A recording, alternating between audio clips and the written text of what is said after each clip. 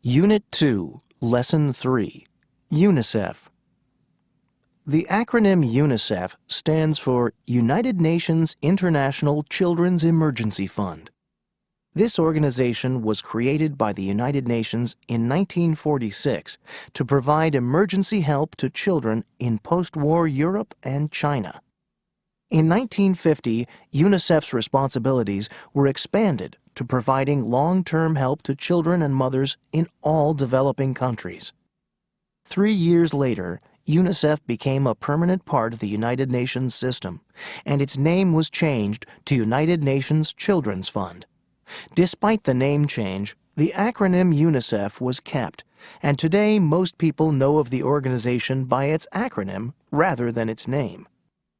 UNICEF works with the governments of individual countries to provide 3 kinds of services. It plans and develops programs, trains people to work in these programs, and provides the supplies and equipment to help the programs function. The programs that UNICEF develops cover 5 main areas: immunization, education for girls, child protection, early childhood development, and HIV/AIDS.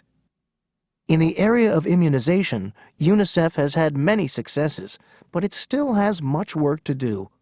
Among its successes are the eradication of smallpox, the near eradication of polio, and a sharp decrease in the number of deaths from measles and tetanus. However, there are still countries that do not provide routine immunization, and in these countries, diseases such as measles, diphtheria, whooping cough, tuberculosis, and tetanus persist. According to UNICEF, more than 2 million children die each year from diseases that could have been prevented by inexpensive vaccines. A second goal of UNICEF is giving children the best possible start in life. In fact, more than half of UNICEF's budget is used to help children in their first years of life by providing them with better health care, nutrition, water, sanitation, and education. But the needs of young children around the world are overwhelming. According to UNICEF, out of 100 children born in a year, 30 will most likely suffer from malnutrition in their first 5 years of life. 26 will not be immunized against the basic childhood diseases. 19 will lack access to safe drinking water and 40 to adequate sanitation, and 17 will never go to school. Each year, these problems cause the death of 11 million children under the age of 5. That means each day 30,000 children die, and most of these deaths could be prevented.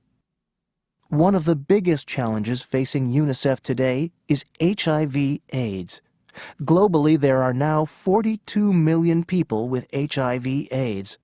More than 3 million of them are children under the age of 15, and 12 million are young people between the ages of 15 and 24.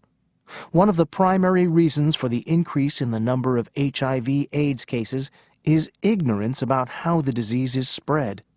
Surveys done in 60 countries have revealed that the majority of young people do not understand how HIV/AIDS is transmitted from one person to another.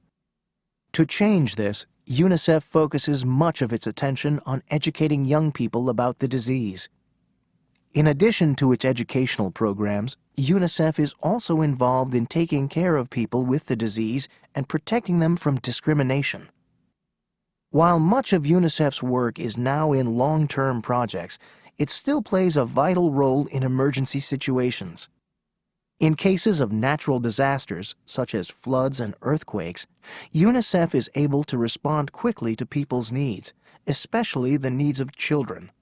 For example, when monsoon rains caused rivers in Bangladesh to flood in 2004, millions of people were affected.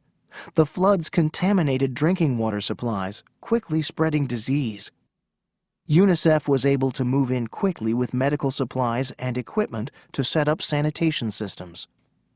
The organization's rapid response to disaster prevented the deaths of many children.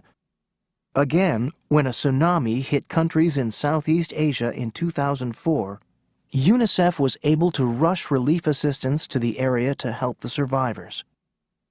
In addition to providing safe drinking water in order to prevent the spread of disease, UNICEF was involved in helping thousands of children who were separated from or lost their parents when the tsunami hit, as well as many more who were traumatized by the event. How does UNICEF pay for all this? 3/4 of the organization's money comes from the contributions of governments. The remaining 1/4 comes from individual contributions, the sale of UNICEF's greeting cards and products, and special events held to collect money for the organization. For example, in 2004, a chef in London decided he had to do something to help the victims of the tsunami. He organized an event called UniChef, in which more than 150 restaurants joined together to raise money for UNICEF's Tsunami Children's Emergency Appeal. Restaurants participating in the UniChef event donated a large part of their earnings. With the help of people and organizations like that, UNICEF will be able to continue helping children around the world.